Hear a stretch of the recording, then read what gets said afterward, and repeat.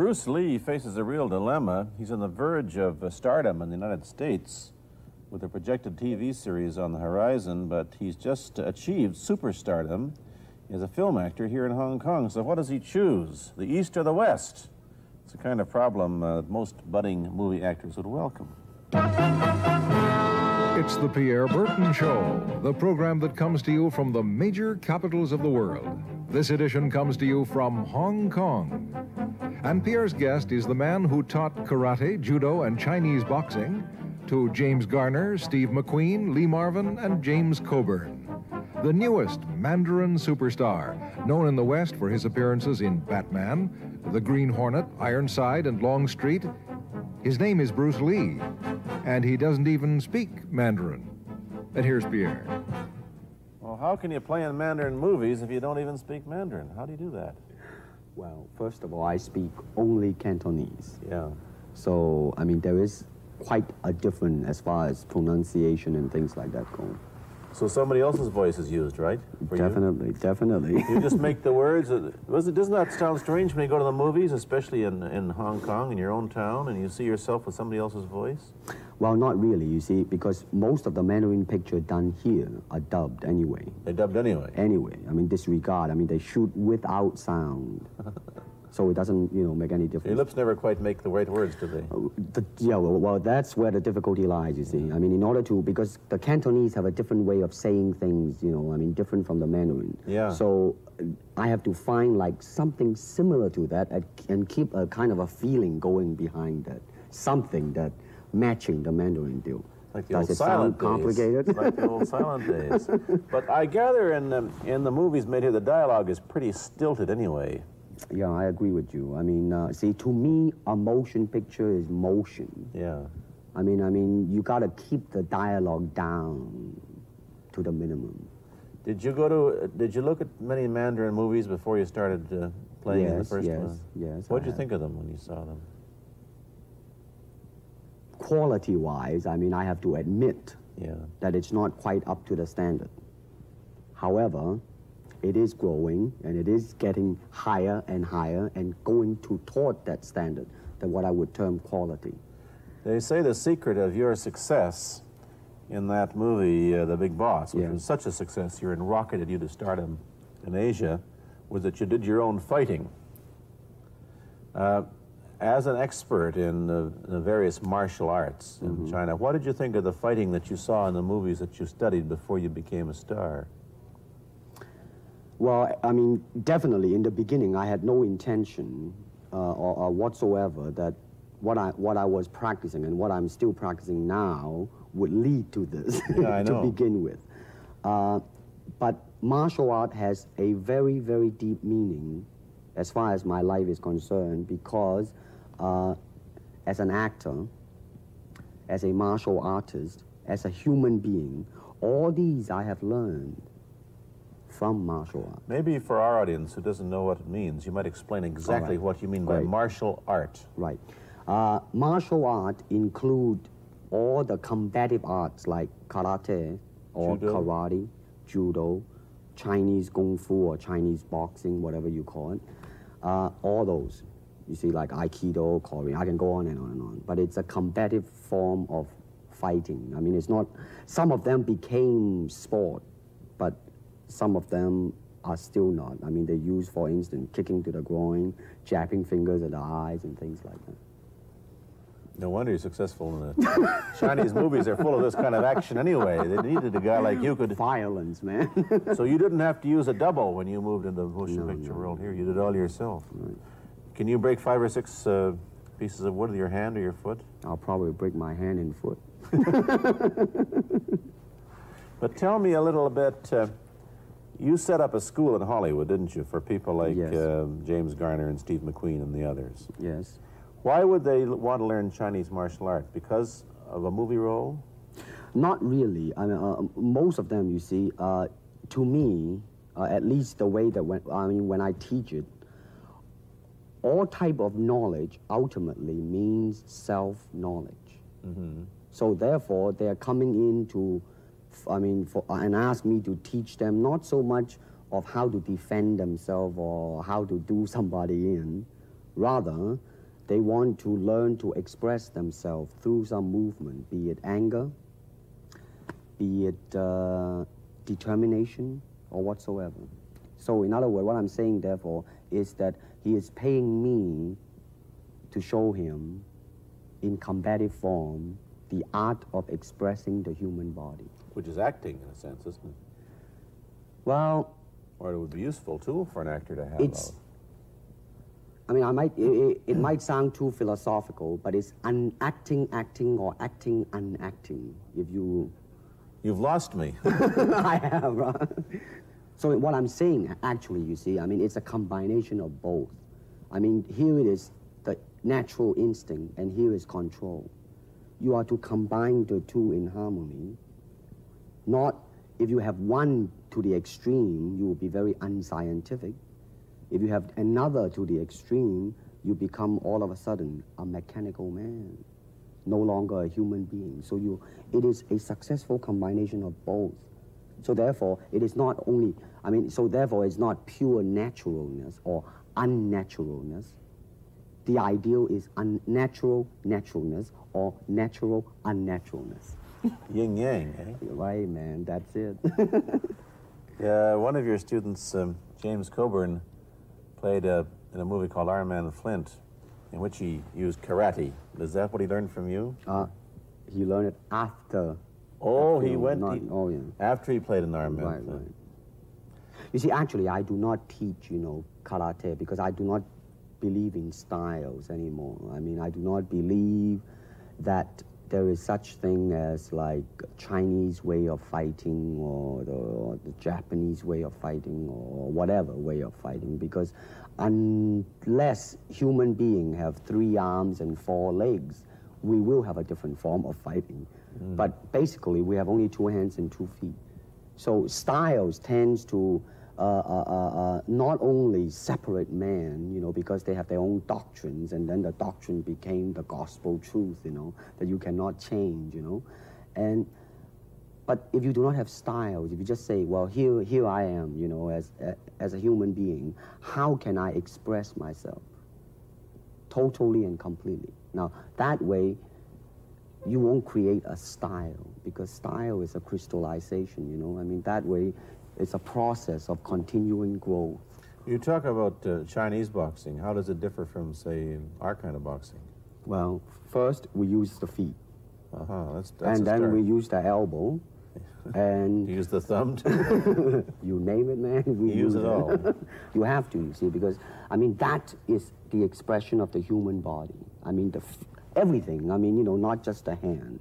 And when you're talking about combat, well, if it is a sport, now you're talking about something else. You have regulations, you have rules. But when you're talking about fighting as it is, no rules.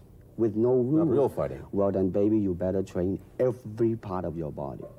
And when you do punch, now I'm leaning forward a little bit, hoping not to hurt any camera angle. You gotta put the whole hip into it and snap it and get all your energy in there and make this into a weapon. I don't want to tangle you in any dark that right now. You came at me pretty fast there.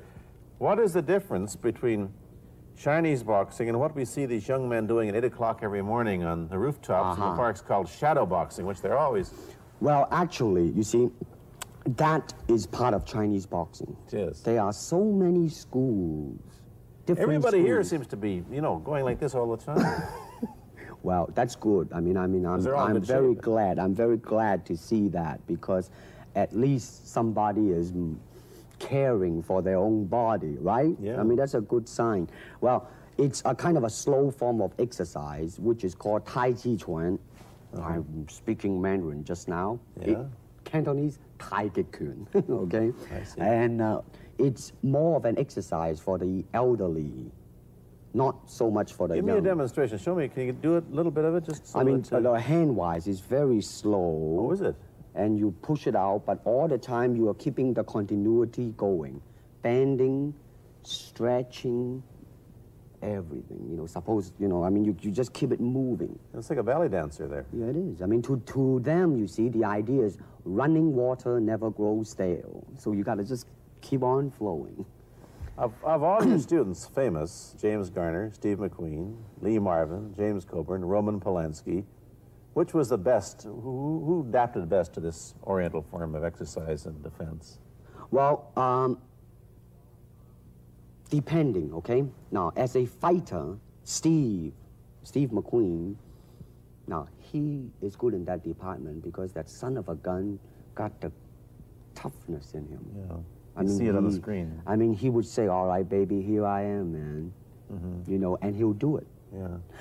Now, James Coburn is a peace-loving man. Yeah, I met him.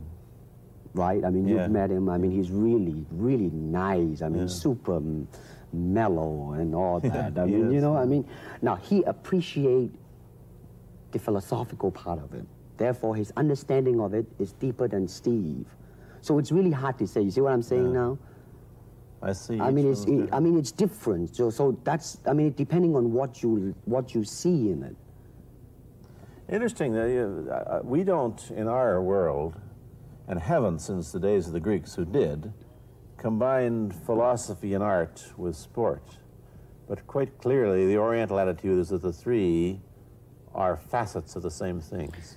Man, listen, you see, really, to me, okay, to me, ultimately, martial art means honestly expressing yourself. Now, it is very difficult to do. I mean, it is easy for me to put on a show and be cocky and be flooded with a cocky feeling and then feel like pretty cool and all that. Or I can make all kinds of phony things, you see what I mean, blinded by it. Or I can show you some really fancy movement.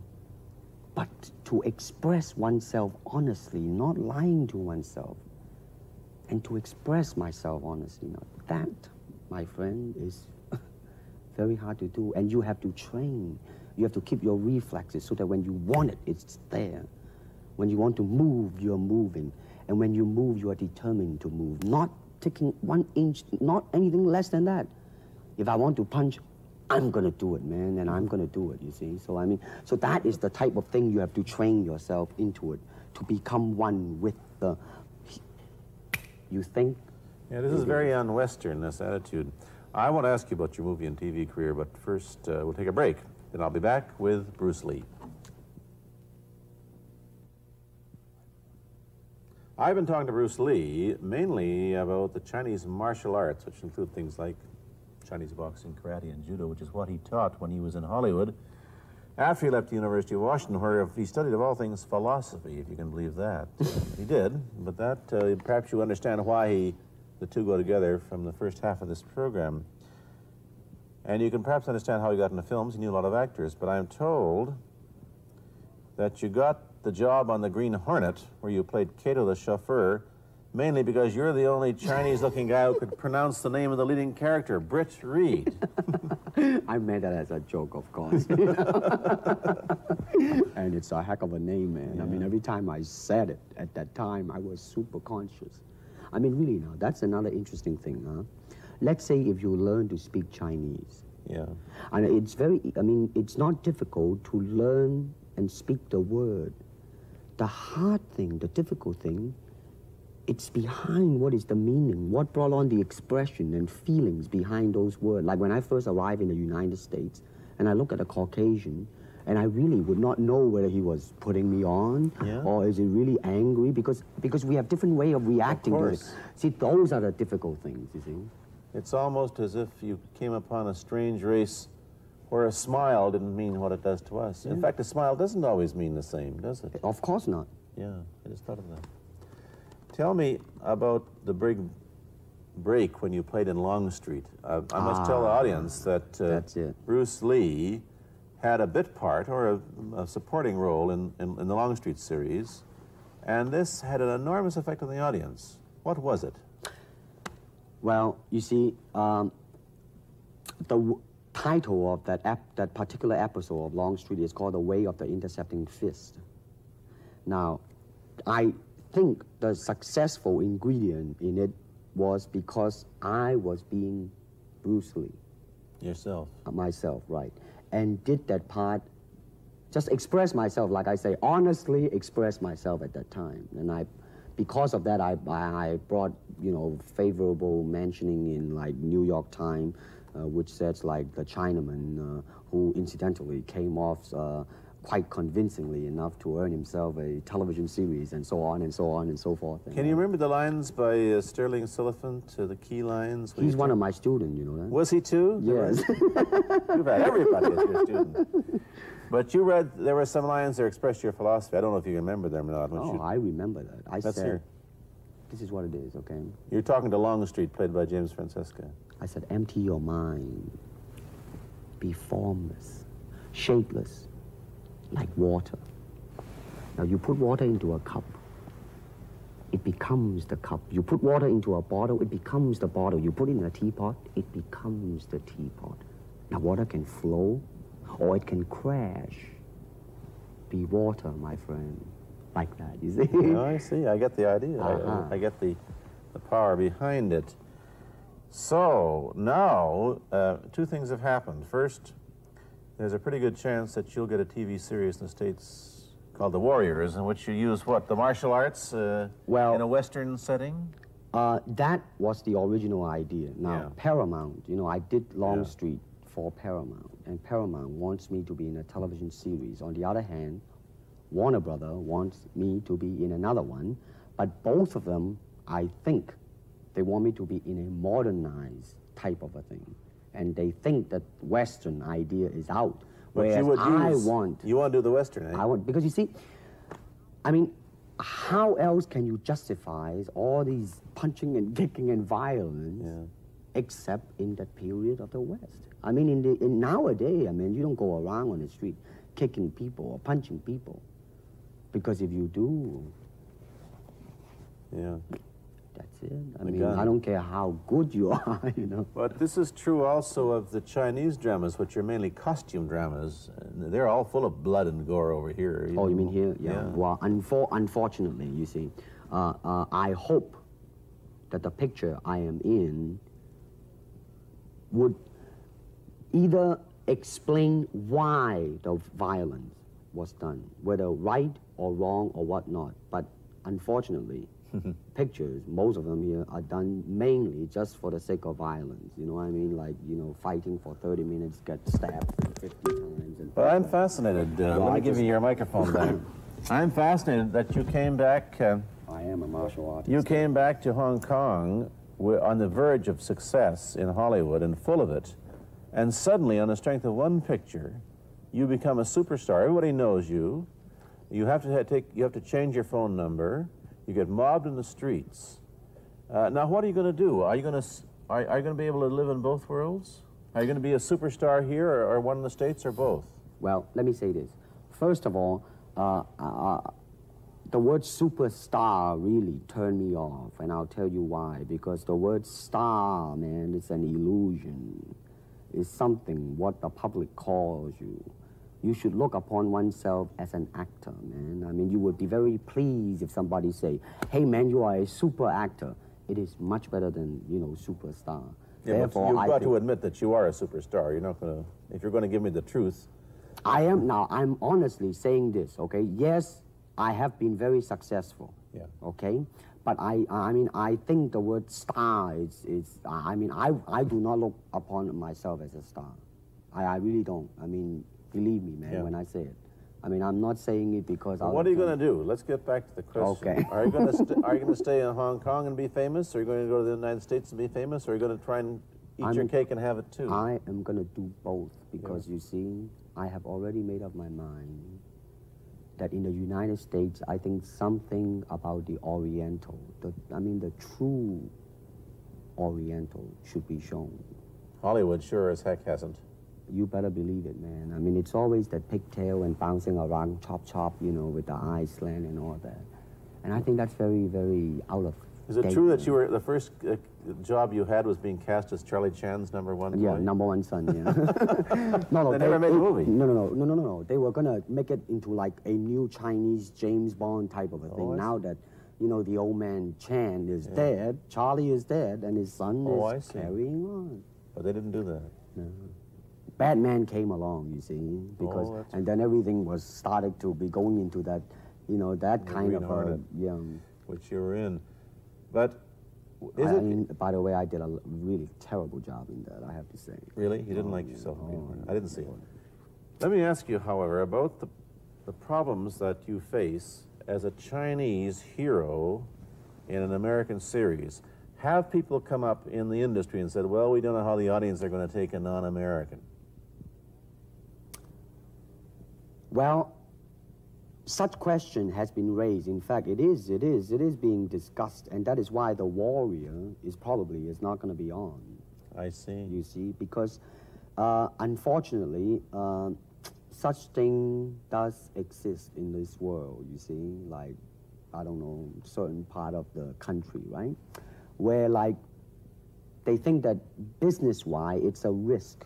And I don't blame them, I mean, in the same way, it's like in Hong Kong, if a foreigner come and became a star, if I were the